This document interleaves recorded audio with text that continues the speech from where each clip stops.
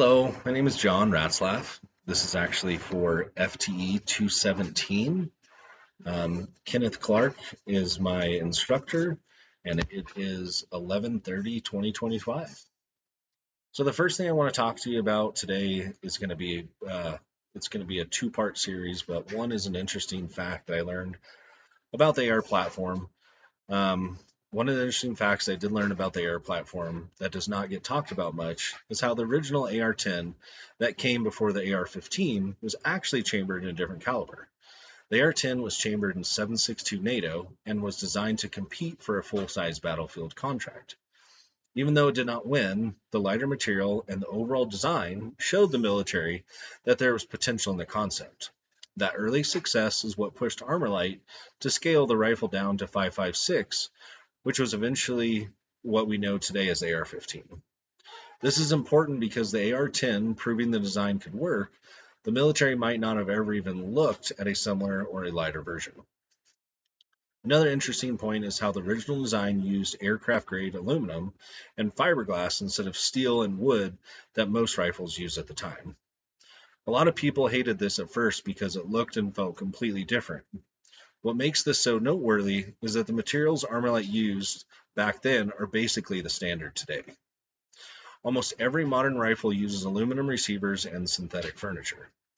The shift that changed the whole firearms world and set the foundation to the modern modular rifle market as we know now.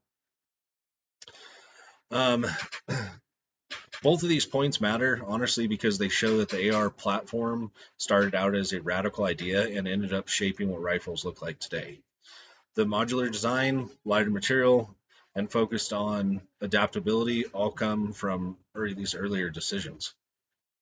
So part two, what platform do I like the best for an AR? Might be a little shocking, but I, honestly, I think I'm going to have to wind up going with the 204 Ruger. Why? I like the fact that even though it's not the most common round for like an AR-15, it offers really impressive speed, very flat trajectory, and everyone that I've ever shot is extremely accurate, whether it's AR-15 or even a bolt gun. But the 204 Ruger is one of the fastest small caliber rounds, and it still fits in that AR-15 platform, and that gives a bit of an edge on varmint hunting and long range small game shooting. That light recoil also makes it easy to stay on target, spot impacts, which is very helpful depending if it's just you. Basically, the 204 Ruger shoots extremely flat, which means less holdover and it's easier to hit at distance. It has enough velocity to stay stable and accurate past ranges where 5.56 starts to drop more noticeably.